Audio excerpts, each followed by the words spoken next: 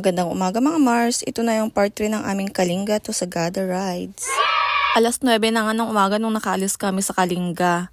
Kaya 11 AM na nga kami nakarating dito sa Sagada. Ang napagdesisyon nga namin dito na puntahan ay yung Hanging Coffin. Dimiretso na nga kami dito na Cristel sa Information Center. Gusto nga sana namin puntahan yung cave kaso kulang na kami sa oras kaya Hanging Coffin lang ang pupuntahan namin ngayon. Tinuturo nga dyan ni Cristel yung Marlboro Country, maganda sanang puntahan kaso next time na lang. Naglag nga lang kami dito at nagbayad ng environmental fee na 100 pesos each at binigay na din sa amin yung contact number ng magiging tour guide namin at tatawagan na lang kami. After nga namin matawagan yung tour guide ay nagyaya muna si Rubena para bumili ng black rice daw at red rice.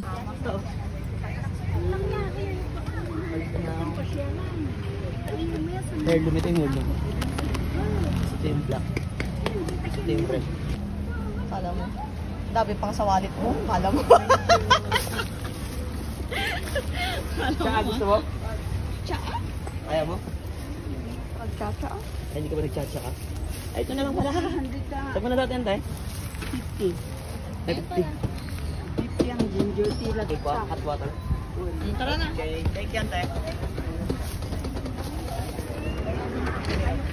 Honey. Honey ba? Oo, kulot. Matang kami tagtag to.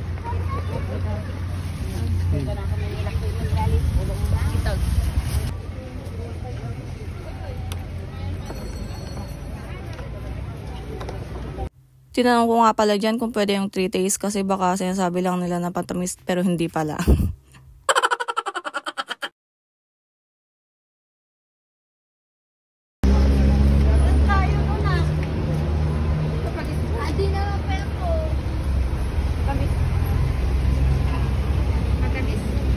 After nga namin bumili ng mga pampasalubong ay dumiretso na kami sa simbahan kasi doon kami mag-meet ng tour guide. At doon din pala yung way papuntang Hanging Coffin. Nasa 20 to 25 minutes nga pala yung layo ng lalakarin namin papunta sa Hanging Coffin. May isang grupo nga din pala kami nakasabay papunta sa Hanging Coffin. Maraming turista ngayon dahil long weekends kasi. Ang kayo nga mas daw na makita ito uling nga niya kata ni kaskas kami dito eh. Bomfart kay kastami nga kanyayo kandila niya. Undas ati undas. Makita ito uling nga kandila. Ano? Salong kanya may salong. Adi na bang lunga kayo adi? Adi na bang lunga kayo adi? Ay so, diyan galing ang mga salon. Di pa kita ko ang gawin salon hindi ko tatarayan. Kaya mati andi pati soft 44 ini no dati pa diyan eh. Saan po? Picture na. Ay, gaming sa ako. Yung sa 44?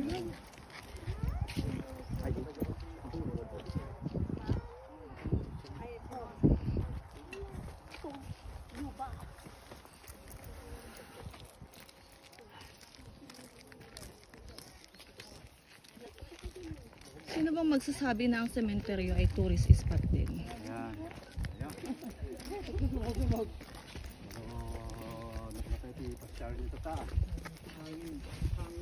Sabi ng tour guide, tuwing undas daw, hindi daw sila nagtitirik ng mga kandila. Ang ginagawa daw nila ay bonfire. At dito din nakalibing yung isa sa mga sa 44. Kung nakikita nyo, may mga butas yung tabi ng mga puntod. Yan daw parang nakaabang para sa kanilang mga mahal sa buhay siguro or asawa. Makwento ko nga pala mga Mars. Alam nyo ba? Siyempre hindi nyo alam. Minsan nahihirapan ako sa pag-voice over. Minsan nga hindi ko alam kung anong sasabihin ako. Oh my goodness. Paulit-ulit pa nga ako minsan kasi may mga dumadaan na mga sasakyan. Naririnig sa voice over. Pero okay lang yan mga Mars. Masasaan at masasanay din ako. Alam mo yun, self-motivation. Wala namang mag-motivate sa akin kundi yung sarili ko lang, di ba? Buti na lang kasama namin sa Avatar. May kasiyahan kami dyan. Kanina nga, paakyat kami. Ngayon naman pababa na. Sabi ko kanina may isang grupo kaming kasabay, pero mas marami pa pala yung mga maaabutan namin na papunta at may mga pabalik na din kaya sobrang daming turista ngayon na nagsisipasyalan. At may activity din pala sila dito na mountain climbing ba ang tawag dyan or rock climbing? Ano kaya mga Mars? Kako nga i-try nila pero ayaw naman nila kahit na magpa-picture lang sana. Basta ang goal nila makarating na agad sa hanging coffin. Dahil mga gutom na din kami anong oras na kasi yan eh. Pero alam nyo mga Mars, ang ganda ng sementeryo nila dito kasi nasa tuktok siya talaga ng bundok. At dito, hindi lang sa lupa nila ibinabaon yung mga mahal nila sa buhay na namayapad. Dito din sa mga cave, tulad itong pupuntahan natin na hanging coffin. Sana hindi mamatay ang ganitong kultura ng mga taga-Sagada. At malapit na nga kaming makarating dyan. Ito nga, na-traffic pa kami paakyat. Dahil sa part na to, matataas na yung hakbang nung hagdan. And finally, we're here. Nakarating din kami sa wakas. At eto na nga yung hanging coffin. Bumitog. Bumitog. Bumitog. Sakit eh. Ay, nakakapagod. Ilang minutes yung nilakad natin?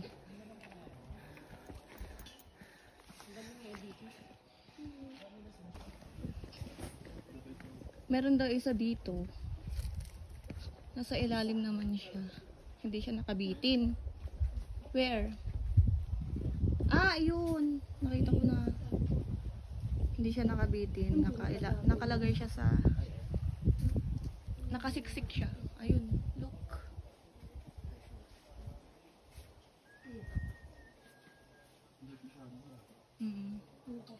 Lumang-luma na. Oo. Siniksik talaga. At ngayon nga lang pala ako nakakita ng halaman ng kape mga Mars. Ang ganda pala ng mga bulaklak niya. Limestone. Pagod ka na?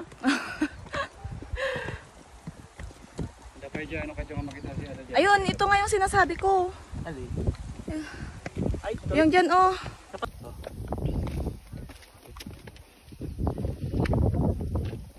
Anong tawag dito kuya? Ah, ito yung example ng Boreal Cave. Pagod na kami.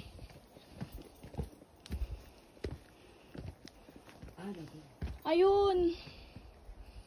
Nasyak pa ako kay Sabana.